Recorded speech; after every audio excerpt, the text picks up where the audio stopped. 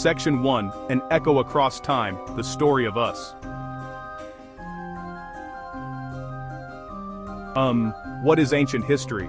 It is the story of people long ago, the first grand chapter in the human saga. This is the era when our ancestors first gathered in large numbers, building the earliest cities and forming the first states.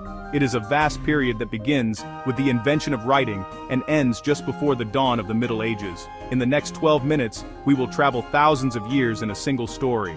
We are not here to memorize dates or dynasties, but to witness the drama of human ambition, creation, and eventual decay.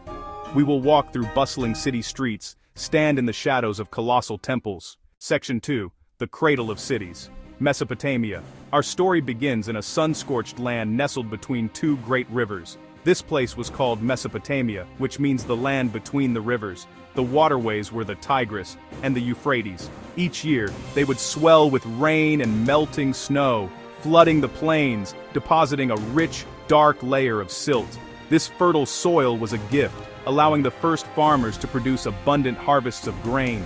What started as small, scattered farming villages slowly grew in size and complexity.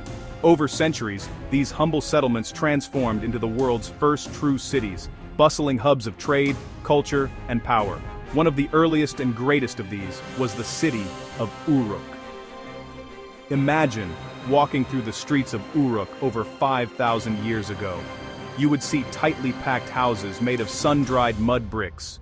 You would hear the clamor of merchants in the marketplace, haggling over barley, wool, and pottery. Dominating the city skyline would be a massive step temple called a ziggurat, a man-made mountain built to honor the city's patron god. Here, priests conducted rituals, collected taxes in the form of grain, and organized the labor of the populace. These cities were not just larger villages, they were entirely new forms of human organization, requiring new ways of managing people, resources, and information on an unprecedented scale.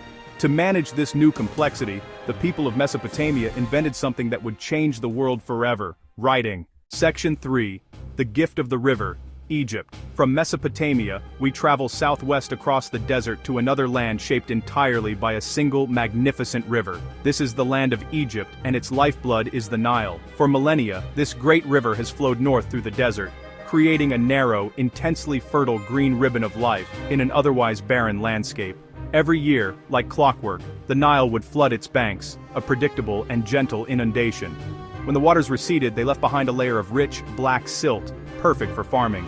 This reliable cycle of flood and harvest provided a foundation of stability and prosperity that would endure for thousands of years. This predictable rhythm of the river deeply shaped Egyptian society and its view of the world. Life was seen as a recurring cycle of order, death, and rebirth, just like the annual return of the floodwaters. At the center of this ordered world was the pharaoh, the king of Egypt. The pharaoh was considered a divine figure, a living god on earth whose duty was to maintain ma'at, truth, order, and justice. The entire state was organized around the pharaoh, whose divine authority mobilized vast resources for monumental projects. Belief in an afterlife drove their most iconic achievements. The body had to be preserved through mummification, and the deceased equipped for eternity. This belief inspired elaborate tombs from hidden chambers in the Valley of the Kings to the breathtaking Great Pyramids of Giza. Not just monuments to ego, they were eternal resurrection machines built with precision to secure the pharaoh's immortality and the kingdom's prosperity. The Nile was a superhighway for communication and trade. Boats sailed up and down the river with ease, unifying the long, narrow kingdom and moving stone, grain, and goods. This geographic unity and centralized power gave Egypt remarkable stability and cultural continuity for nearly 3 millennia. Religion and river cycles shaped a civilization that lasted for millennia, leaving monumental art and a deep sense of cosmic order. Section 4, The Marketplace of Ideas, Greece. Now we sail north across the Mediterranean Sea to a land of rugged mountains, rocky islands, and a brilliant clear light. This is Greece. Unlike the unified river kingdoms of Egypt and Mesopotamia, ancient Greece was a fragmented landscape. Mountains and sea divided the people into hundreds of small, independent communities called city-states, or polis. Each polis had its own government, its own army, and its own unique identity. Two of the most famous and influential were Athens and Sparta. While Sparta was rigid and militaristic, Athens became a vibrant laboratory for new ideas. In Athens, life revolved around the agora, the central public square, a marketplace for ideas. Here, citizens discussed politics, did business, and debated the issues of the day.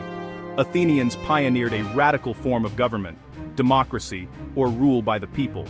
While it was limited to free adult male citizens, the idea that ordinary people should have a say was revolutionary.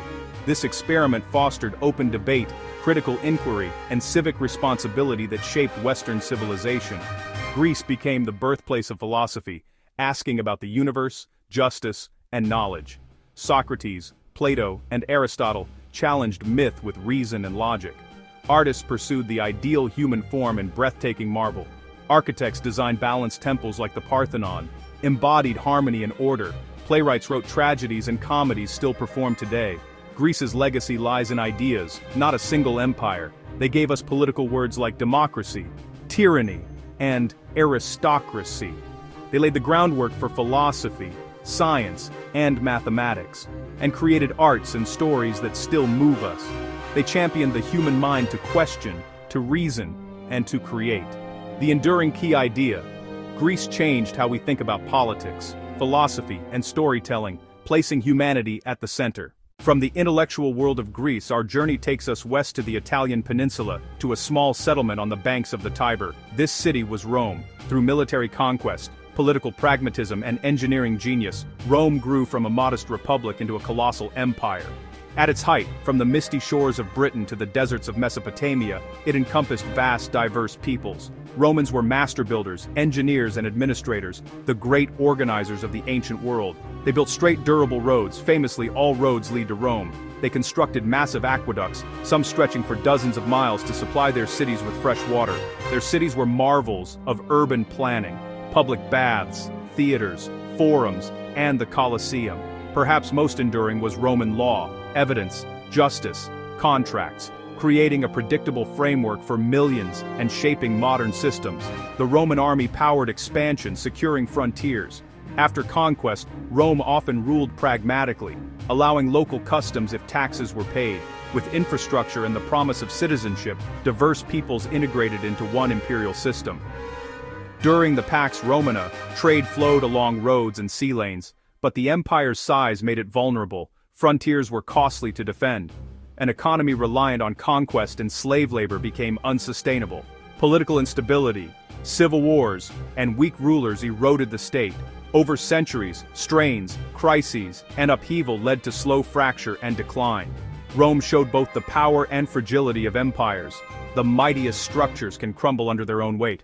While the civilizations of the Mediterranean often dominate our view of antiquity, they were far from the only great cultures shaping the human story. Ancient history is a global phenomenon, and at the same time that empires rose and fell in Greece and Rome, other remarkable societies were flourishing across the world. If we travel east, we come to the vast plains of the Indus River Valley, in modern-day Pakistan and India. Here, more than 4,000 years ago, a mysterious and highly advanced civilization emerged.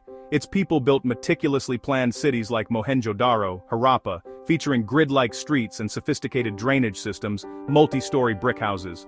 Urban planning suggests strong central authority and concern for public sanitation. They developed standardized weights and measures, indicating a thriving trade network that may have reached as far as Mesopotamia. They also created a unique script, which remains undeciphered, leaving beliefs in decline and mystery. Their cities were eventually abandoned, perhaps as changing rivers disrupted agriculture, but their ruins attest to a forgotten Bronze Age superpower. Further east, in the valleys of the Yellow and Yangtze rivers, ancient Chinese civilization took shape. Governed by powerful dynasties, China developed a strong centralized state run by a complex bureaucracy of scholar officials. This system valued education and merit, providing stability and continuity. They were prodigious inventors: cast iron, a complex writing system, and shaped philosophies like Confucianism and Taoism. The Great Wall, built over many dynasties, symbolized defending and defining cultural and political space. Meanwhile, across the vast oceans in the Americas, other unique civilizations charted their own course. In the jungles of Mesoamerica, the Maya built spectacular cities centered around towering pyramid temples. They were brilliant astronomers who developed a highly accurate calendar by observing the sun, moon, and stars. They also created a sophisticated writing system to record history and religion. These examples are just a glimpse into a much larger story. The main point is clear. Ancient history is global, not just Mediterranean. Greatness, innovation, and complex societies were common across the ancient world. As we step back and look at the vast timeline, a recurring rhythm emerges. Rise, peak, decline. This cycle isn't a simple loop, it's a complex web of interconnected factors. Why do civilizations rise? It often starts with the environment, fertile river valleys, favorable climate, access to resources. Surplus food frees people from farming, enabling specialists, artisans, priests, soldiers, rulers. New technologies accelerate growth. Writing in Mesopotamia, iron in China, aqueducts in Rome. These let societies organize at scale, manage resources, and project power. Thriving trade spreads goods and knowledge. Charismatic leaders drive pyramids, or conquest.